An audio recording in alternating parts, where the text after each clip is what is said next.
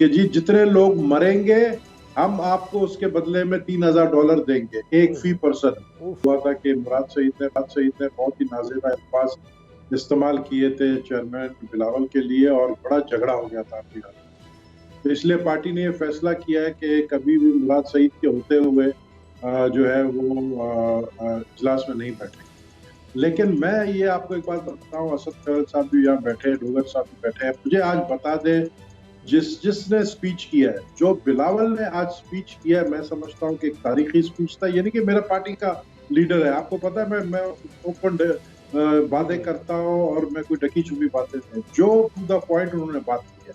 लेकिन उसके बरक्स मुझे इतना दुख हुआ आज ये देखकर कि हमारे प्राइम मिनिस्टर जो कि हेल्थ मिनिस्टर भी है, वो गायब थे आज असेंबली के सेशन। उनको आज उधर होना चाहिए था और उसके बरक्स वो बनी गाला में बैठकर जो है एक इजलास की वो सदारत कर रहे थे, मीटिंग कर रहे थे किसी और हवाले से, कोरोना वायरस से। यानी कोरोना वायरस को आपने इतना लाइट किया, फिर आपने लॉकडाउन जो है उसको जो है खत्म किया ऐसे वक्त पे जब पीक पे पहुंचने वाला है, अभी भी पीक पे नहीं पहुंचा है, जहां पर हमें खदशा है कि इस महीने के आखिर तक 2 लाख लोग जो है मुतासर होंगे। आपने लॉकडाउन खत्म किया लेकिन आप फिर भी इजलास में नहीं आए। तो मैं समझता हूं कि ये सीरियसनेस नहीं है हुकूमत की और अब हमें उस बात पर यकीन कर लेना चाहिए। मैं समझता हूं कि जो बात गर्दिश कर रही है WHO के हवाले से कि उसने पाकिस्तान गवर्नमेंट से एक वादा किया है कि जी जितने लोग मरेंगे हम आपको उसके बदले में $3000 देंगे, एक फी पर्सन। तो फिर क्या ये फंड्स का मामला है? क्या ये IMF से अपना लोन माफ कराने का मामला है?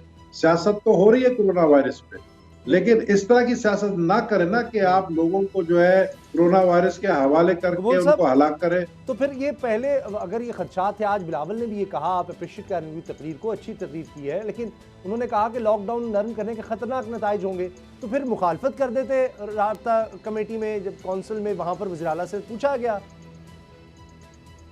ने मुखालफत की थी, नहीं सुना वो ये जो कह रहे हैं ना कि वहां पर कोई बात नहीं की, चीफ मिनिस्टर ने मुखालफत की, लेकिन उन्होंने कहा कि देखिए हमने ये फैसला किया है, अगर आप एक सूबा अलग होना चाहते हैं आपकी मर्जी है, लेकिन हमने ये फैसला किया लॉकडाउन खत्म करने का। आज आप देखें, आप में से कोई दोस्त मेरे ख्याल में कराची में पता नहीं है बाहर रोड पर निकले नहीं निकले, अगर निकले आपने देखा होगा कि पूरे कराची का ट्रैफिक जाम था। आज पूरी कराची में इतना ट्रैफिक था, हर स्टोर के सामने 100 लोग जो है खड़े हुए थे।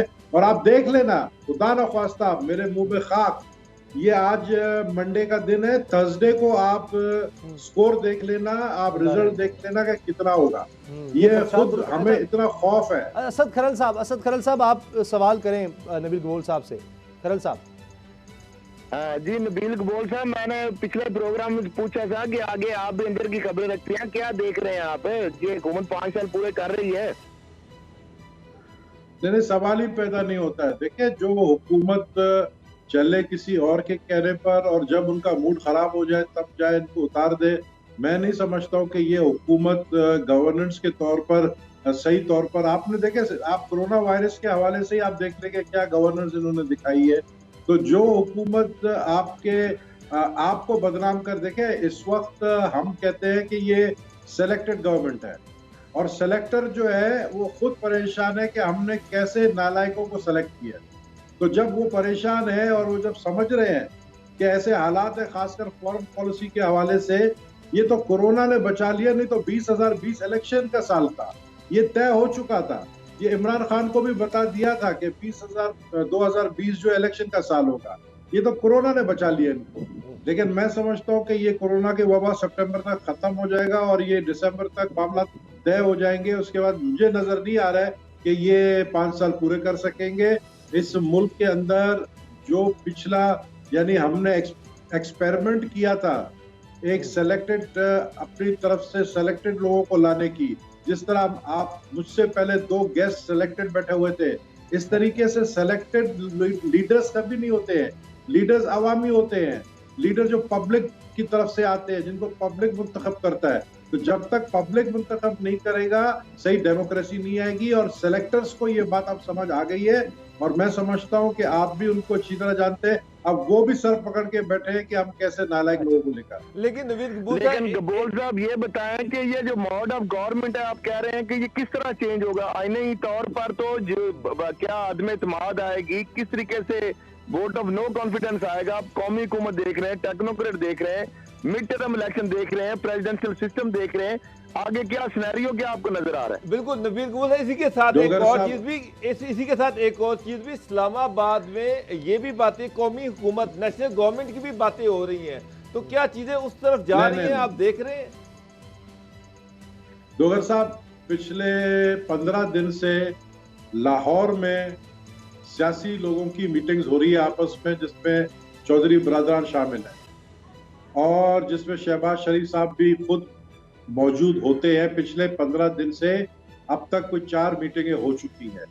चौधरी बरादरान बहुत सख्त नालान है, और चौधरी बरादरान ने अगर पंजाब, देखिए पंजाब हुकूमत चल रही है चौधरी बरादरान की वोटों से। जिस दिन पंजाब हुकूमत गिरेगी, और आने वाले में दिनों में देख रहा हूं कि चौधरी परवेज इलाही जो है वो पंजाब के वजीर आला बनने जा रहे हैं। जिस दिन पंजाब की हुकूमत गिरेगी, वफाक की हुकूमत, प्राइम मिनिस्टर मैं समझता हूँ खुद ही कौमी असेंबली को वो डिसॉल्व करने के लिए प्रेसिडेंट को समरी भेज देंगे।